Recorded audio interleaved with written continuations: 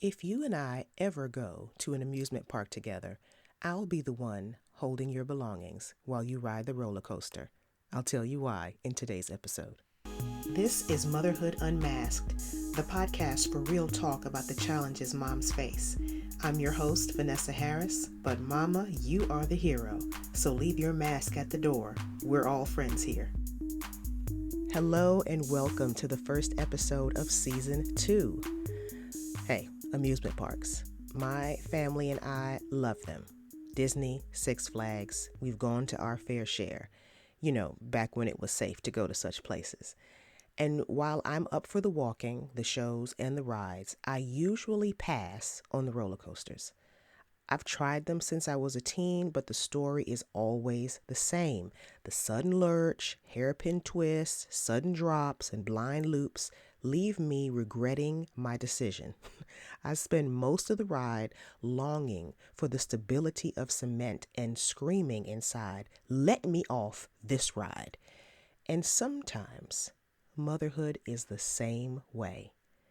You're going along, minding your business, and the next thing you know, you're strapped in a ride you didn't even stand in line for, holding on for dear life. And thanks to COVID-19 and the decisions of others in response, I found myself contemplating a ride I'd rather pass on: homeschooling.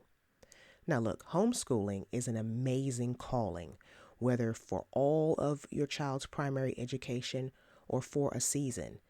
It allows you to do more than customize your child's education to their needs and learning style. Homeschooling is a discipleship opportunity for the Christian homeschooler. And the season my family homeschooled blessed us immensely because we were called to it. However, this current predicament threw me for a loop because I hoped the trauma of a nationwide shutdown would push people to do whatever it took to squash the spread of COVID-19 and avoid its resurgence. But human nature just isn't that way. It wants what it wants and will rationalize to high heaven to get its way. So, when the cases rose drastically here in Texas, I, like you, had to consider what's best for my kiddos, because who else will? And for us, sending them in the school building was not an option. I didn't need to be the pediatrician I am to know kids are germ incubators. And I didn't need to be a pediatrician to know the impossibility of keeping them 6 feet apart. So the real issue was whether we'd use the school's distance learning option or homeschool again. And I don't know about you, but overseeing crisis schooling, which is what it's really called, when you're having to sort of oversee their education, but you're not the one actually responsible for creating curriculum and so forth. We'll just call that crisis schooling. Anyway, overseeing crisis schooling for my children last spring was like giving a presentation you didn't put together. The material felt thrown together, understandably. Therefore, I felt thrown together, understandably. And I knew starting off a new school year like that wasn't going to work. So while we waited to hear the solution our school district came up with, we seriously considered homeschooling. And that was distressing because, one, when I do something, I like to do my best, which leads to two, I'm a planner, and homeschooling isn't something you just jump up and do. It requires preparation of mindset, both for you and your children, and preparation in terms of creating some sort of structure for it. And three, I homeschooled when my kids were in elementary. The thought of jumping back into homeschooling with an 11th grader, a gifted 10th grader, and a new middle schooler was completely overwhelming. So I prayed, asking for the wisdom and the willingness to do what God says is best for our family. And I asked a couple of friends to pray for us as well. And just a couple days later, I woke up prompted to look for our middle school's Facebook parent page and join it to see if anyone heard anything through the grapevine.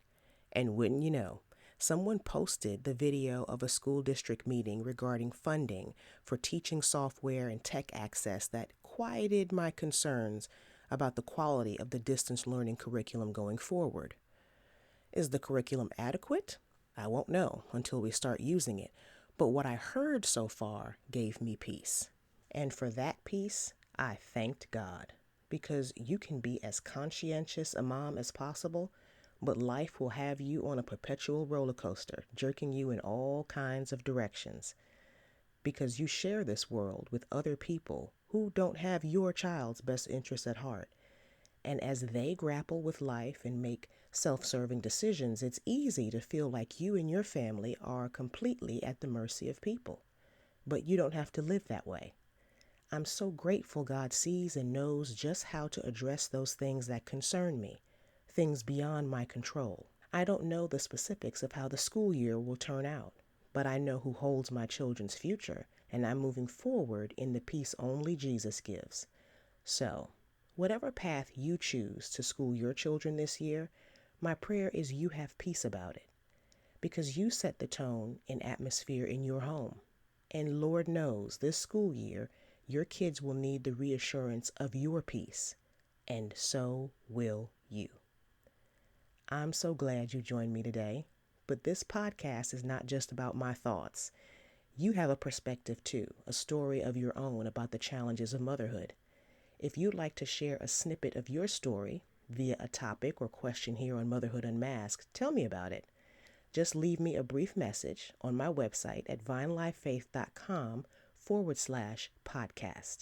That's vinelifefaith.com/podcast.